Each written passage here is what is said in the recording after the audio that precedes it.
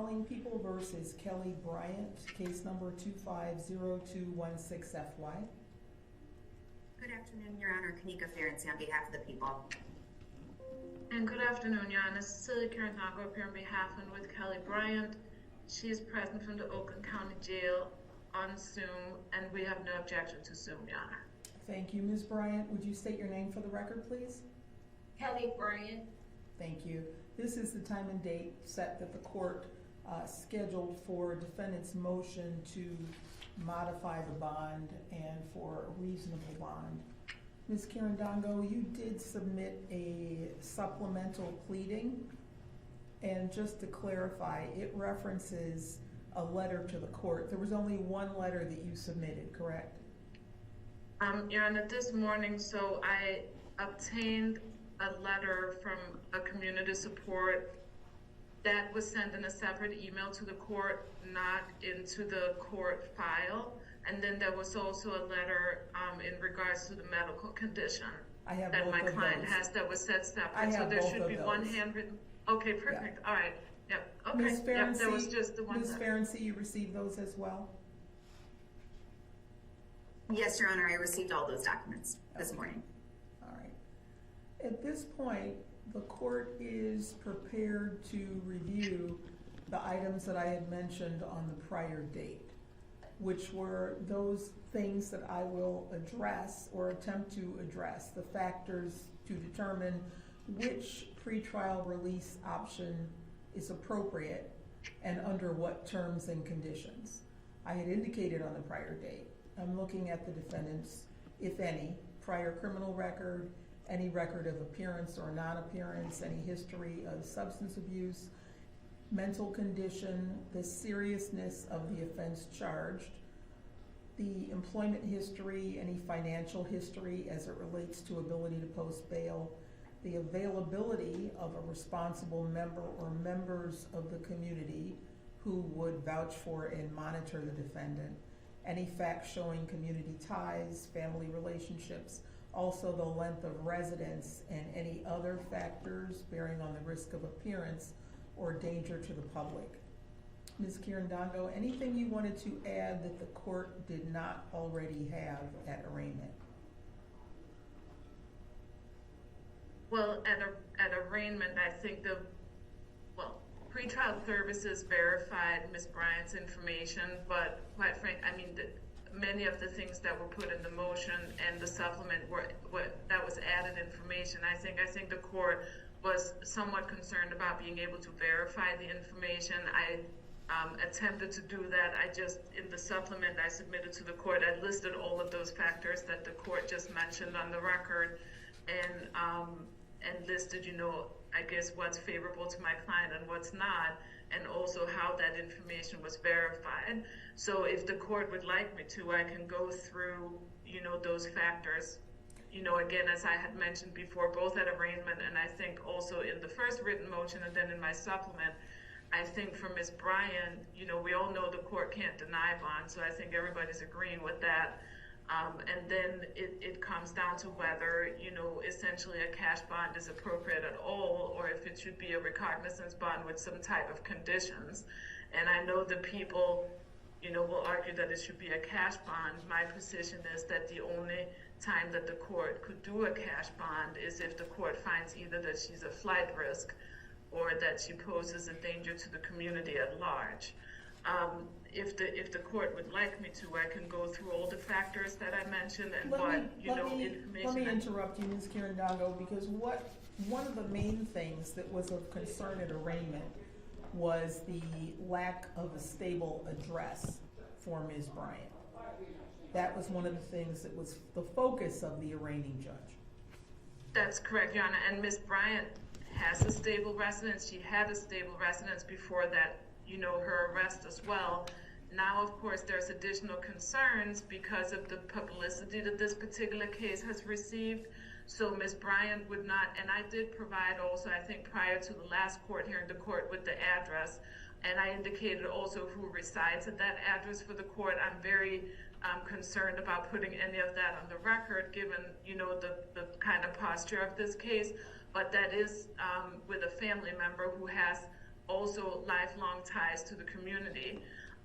So Ms. Bryant does have a stable residence to go to. I have also spoken, to other family members, and I spoke to the person who provided a letter to the court, who is also a pillar of the community.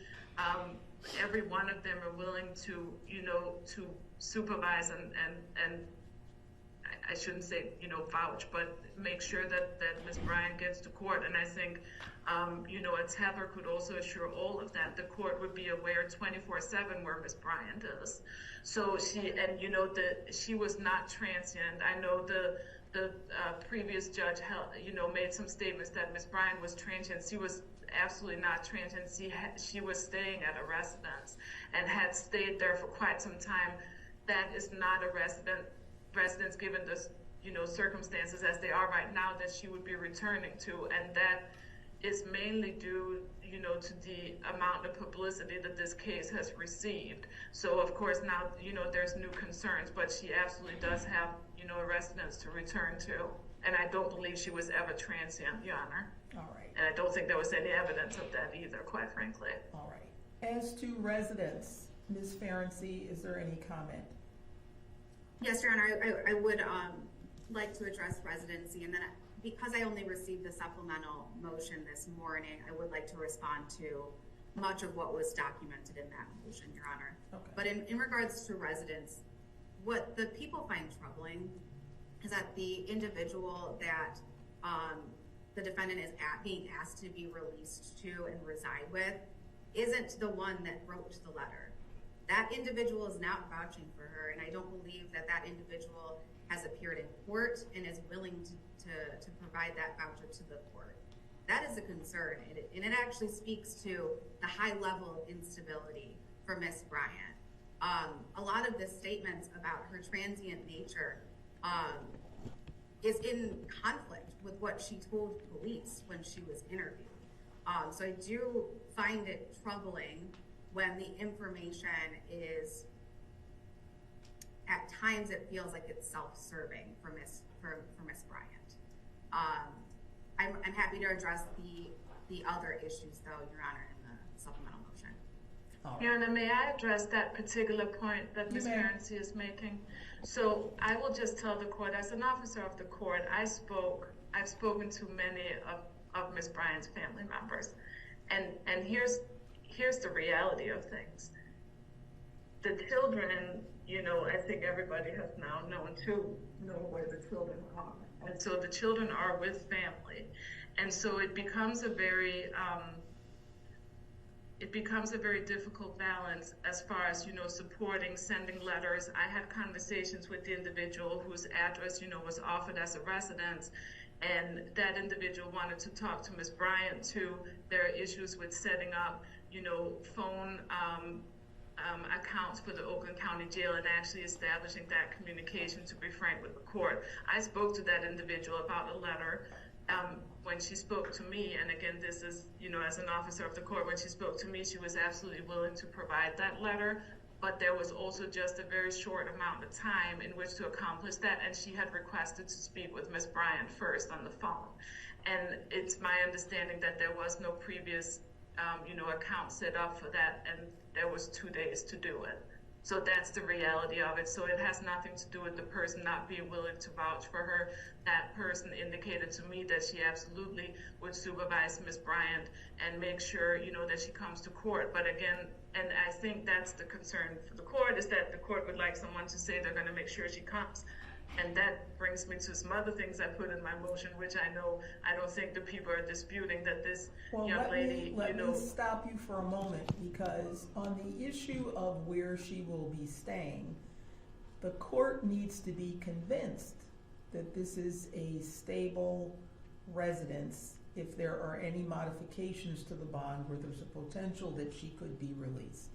I understand the nature of people being hesitant to come forward given the amount of publicity, but the court has to be convinced that Ms. Bryant would return to court and also that she will not be a danger. So go ahead, Ms. Carandano.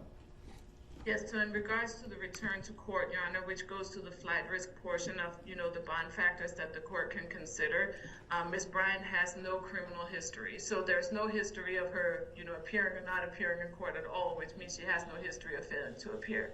She, and this information was verified by pretrial services. In addition to that, Ms. Bryant, and this is in the police report, so I don't think this is something that will be disputed by the people. Ms. Bryant, when she was contacted, so she was contacted by the Sheriff's Department and the officer in charge of this case in regards to this case once the children had been located, and she paid for a Lyft ride to the Oakland County Sheriff's Office to turn herself in to talk to the officers.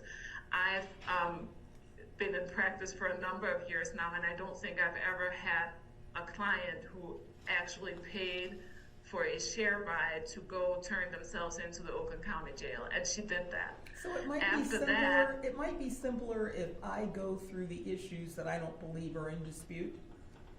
One, the fact that Ms. Bryant turned herself in after being contacted. I don't believe that that is in dispute. It's not, Your Honor. That's correct, Your Honor. The only issue that I would argue that is in dispute, her ability to cooperate with law enforcement. Understood. Let me finish going through the items that I'm looking at. There is not a prior criminal record. We do not dispute that. All right. There is no record of prior non-appearance or flight to avoid prosecution. That's understood, yes. Okay. So the issues that the court needs to hear about are, and the court is already aware of the seriousness of the offense charged, and that is certainly something the court will be taking into consideration in modifying any bond. But we have not heard regarding the employment status, financial history as it relates to an ability to post, ties to the community, ties to family members, and the residency is still an issue. So, Ms. Kirandongo, if you can address those matters. Yes, Your Honor. So in regards to the personal circumstances, which I think addresses many of those issues, Ms. Bryant does have a mental health diagnosis. This is reflected in the police report, and I'll tell the court I did submit a subpoena for her records for CNS, which I noted in my supplement that that's where she was going. I gave the court the name of her case manager for treatment too. It's not enough time to get those records, but this was noted. I also believe it might have been noted in the pretrial services report. It is right now. I believe so, and that information was verified, I believe, by her father. So she wasn't receiving any medications, but she was receiving treatment. In regards to her physical health, which is one of the other considerations, I did provide the court with a letter that indicates a medical diagnosis for which she's supposed to be receiving infusions. The jail can't accommodate that.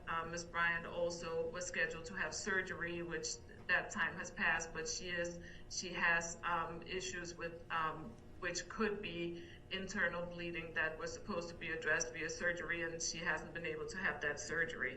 I again submitted a subpoena for those records. It's just simply not enough time for St. Joe's, but I did provide as much information as I could to the court on that.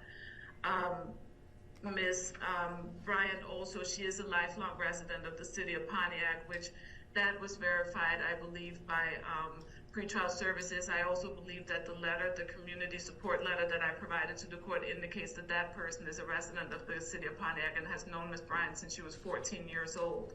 Also, her information in regards to being a Pontiac resident was verified by her father through pretrial services. I don't think there's a dispute that Ms. Bryant has lived in the city of Pontiac her whole life. She went to school in the city of Pontiac, and she's never left the city of Pontiac. So that indicates that she has strong ties to the community.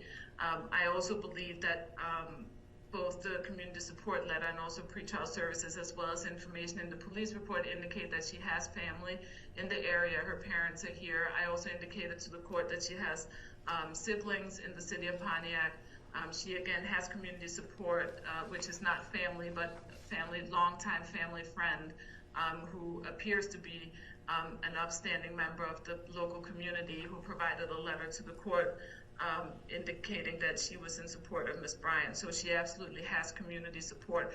Again, it's a very difficult situation. So when I say community support, I want everybody to understand that that shouldn't mean that, we should be worried about the children, because everybody has made the children a priority. So I just, want the court to know that. But Ms. Bryant absolutely does have a lot of support in the community. In regards to substance abuse, there's no history of substance abuse for Ms. Bryant that I'm aware. It was not noted in any of the reports, and she has not indicated to me that she had a history of substance abuse or substance use. Even marijuana or alcohol. So I don't think that is something that should be of concern to the court. But again, if it was, the court could order her into testing to ensure that she's not using any illegal substances. That's a pretty standard condition of bond. Ms. Bryant also submitted, in regards to income, pretrial services report did note her past history of employment.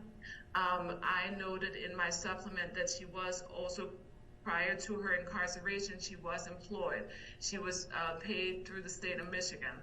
I could not obtain that information because it's confidential information, and it was something that was shared with me a few days ago. So I was not able to obtain verification, but Ms. Bryant did inform me of who the person at the state of Michigan that was responsible for her was, and she provided me with that name. Unfortunately, it's a very common name within the Department of Health and Human Services, so I was not able to obtain specific information. She does have a pay stub. It's at the residence she was at. I made contact with the person who resides there. They were trying to locate the paperwork for me, but they were not able to locate it as of yesterday evening at 9 p.m. But she was employed, taking home about $800 a month. So that was what she was making at the time she became incarcerated. That amount of money a month would still make her indigent, which she's already been found to be, which goes to her ability to post a monetary bond. Oakland County appointed her an attorney because she didn't have the funds to hire one. So I think, but she did have employment, which is also something that ties her to the community. I just think her employment would not be enough, to post a monetary bail. I don't believe there's any family members that have funds. Like I said, they're all caring for the children, and that's financially stressful too. Nobody has money to post bond for her. At this time, I don't believe. The employment history, what was disclosed to pretrial services, was verified. Again, it appears that her father verified that information for pretrial services. And some of the other employment that she had was also, verified through the family court case. There was discussions about that. I'm not entirely sure if Ms. Ferenczi was on there when that took place, but it is also information that's been provided to the Department of Health and Human Services.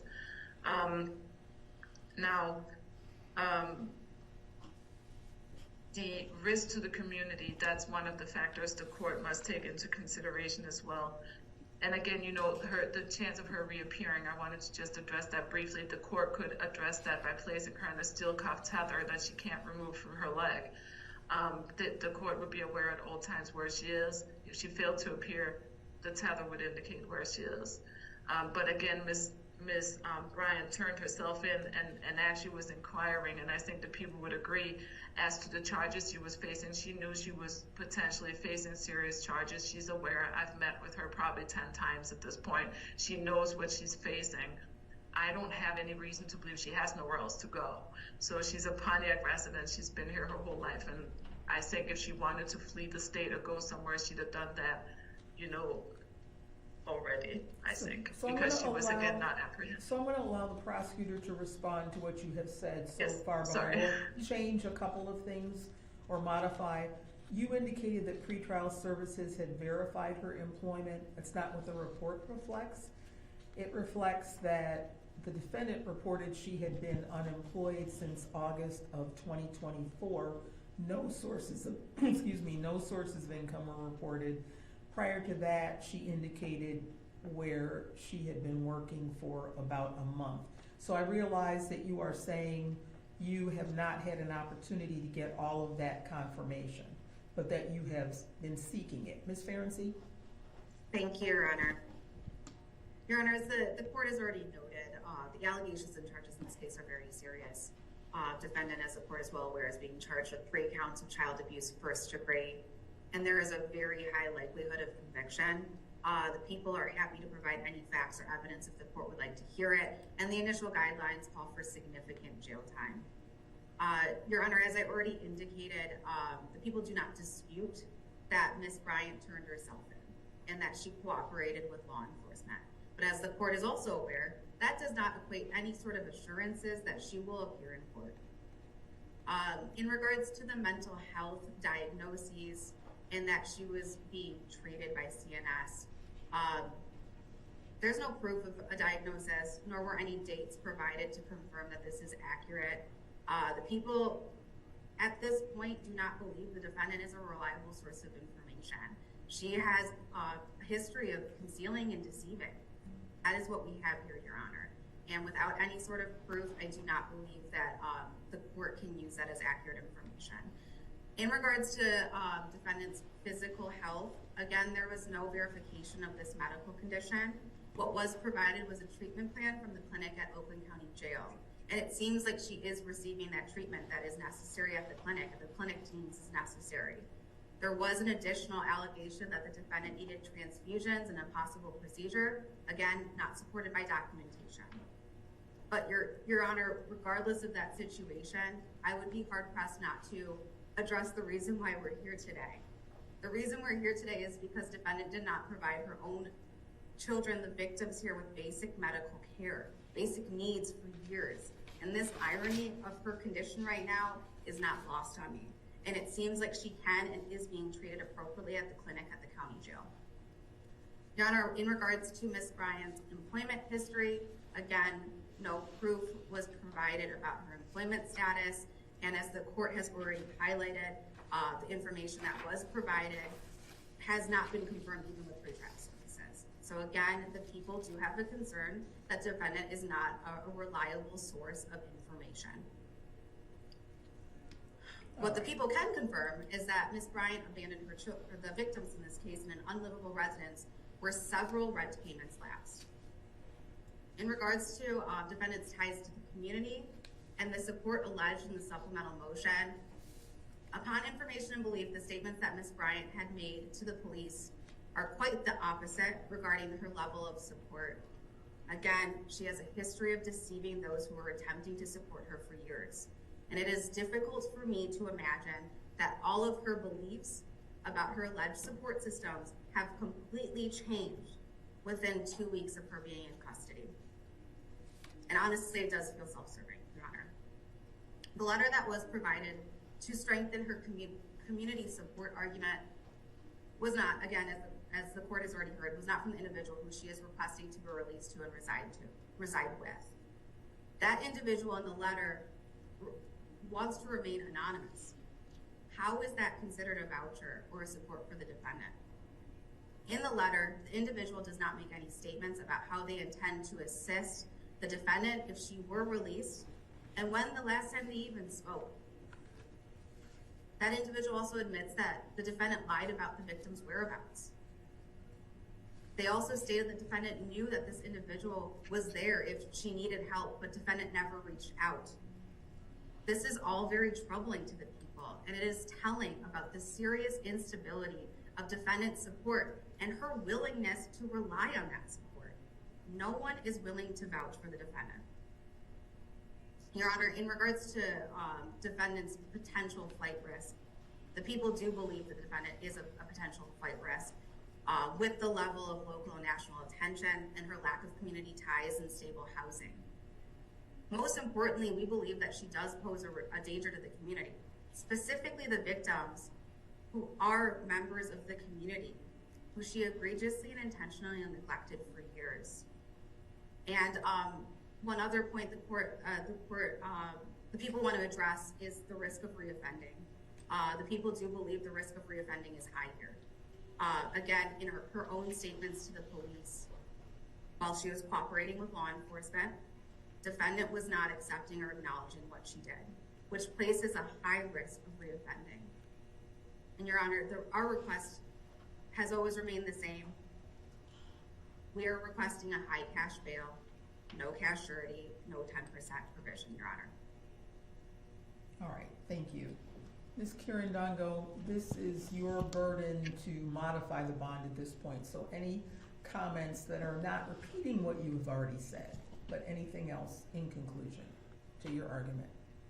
I will try not to repeat myself, Your Honor. I just wanted to say that in regards to the bond amount or the kind of bond, quite frankly, the court would be much more assured of Ms. Bryant's appearance if the court was to do a surety bond, because it would involve potentially a bail bondsman who would also, in addition to any other supervision the court would order, would also be supervising her whereabouts. So actually asking for a cash-only bond, I think, on behalf of the people, for me, would be less of assurance of her, if that's what they're going to argue, of her appearing. A cash surety bond, on the other hand, would involve another party being a bail bondsman. That all being said, Your Honor, I think I provided a lot of specificities in the information that I provided to the court. Reality of it is that, you can't get this information in writing in 2 days. Nobody ever has that information when a person is being arraigned at, first arraignment date. And, again, given the level of attention this case has received, it's been difficult. The person signed their name to the letter, so the court knows who this person is. And I think everybody can appreciate, given the level of attention this case has received, why people don't want to show up on screen here with all the cameras and the news. And, I don't think that that's anything that would be abnormal. That being said, I think if the court was to follow the bond statute, again, Ms. Bryant's bond, I don't believe should be a cash bond. It should be a recognizance bond with conditions, which as I indicated, could include a steel cuff tether, pretrial supervision, mental health treatment, drug screens.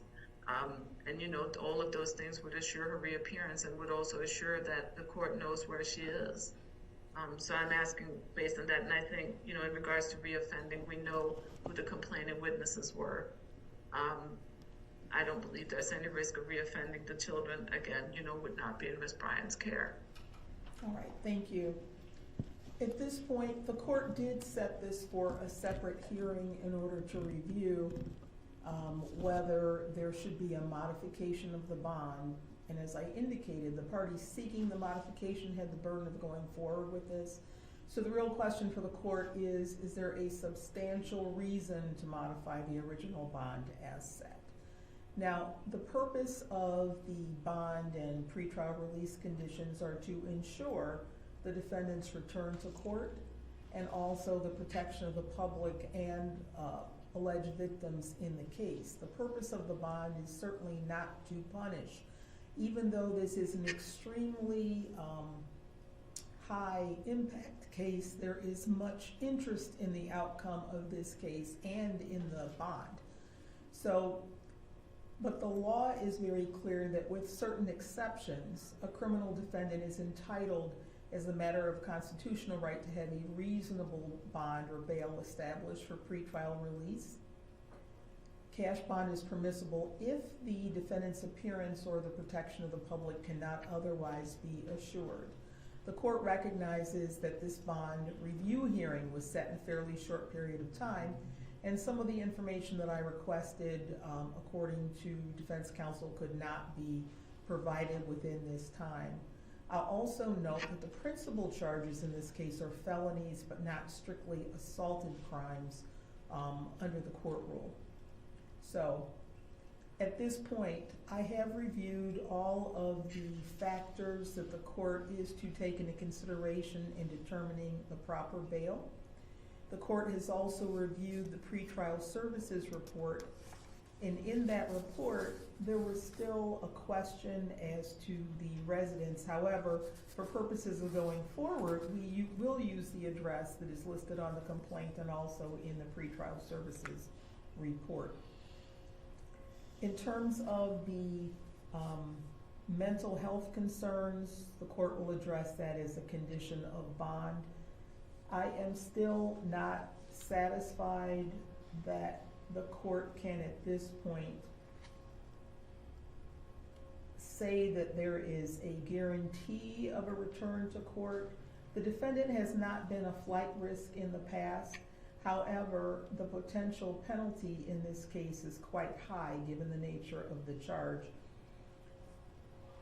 The protection of the public and the victims is also a concern, and I do share some of the concerns that were mentioned by the arraigning judge in terms of the defendant's potential to reach out to the alleged victims, the children in the case, to try to influence any testimony, and I'm going to deal with that issue. So, I realize that there may be a need to do further review of the bond, but I do find that the court has an obligation to set a reasonable bond, and the current bond amounts to a denial of bond.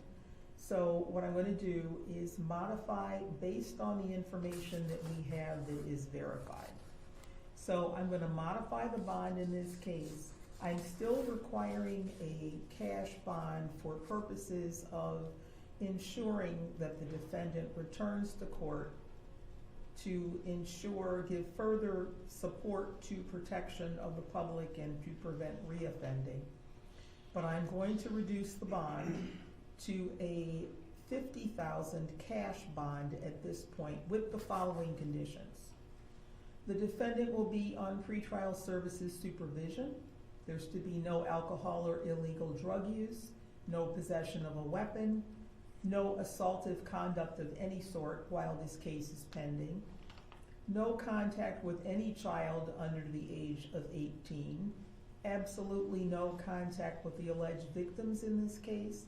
That means no contact at all, including no personal contact, phone calls, text messages, no reaching out to parties who have control of those children right now, no contact with them whatsoever. I am going to impose a home confinement electronic monitoring device. The defendant may not leave home except for medical emergencies, court appearances, court-ordered testing. And if employment can be verified, it is not verified at this point, then seeking and maintaining employment. But at this point, that has not been verified. So I don't want there to be any confusion in indicating that the defendant can go to and from work. We need verification first. Any other travel will require permission of the court. No return to the address of the alleged incident. No return to the address of the alleged victim. Any changes of address would have to be provided to the court within 24 hours. Those would be the modifications to the bond at this point. Any questions as to what the court is requiring? And I will note that Ms. Bryant, be aware that if you violate any condition of release, you would be subject to arrest without a warrant and may have your bond forfeited, revoked, new conditions imposed in addition to any other penalties if you are found in contempt of court. Any questions, Ms. Kirandongo, as to what the court is requiring? Just a clarification, so that's still no surety? Correct. Ms. Ferenczi, any questions? No, Your Honor, thank you. And if, Ms. Kirandongo, as further information is received, I know you have subpoenaed some information, you can provide that to the court. The court is willing to do an individualized review later as well. And also, if I did not indicate,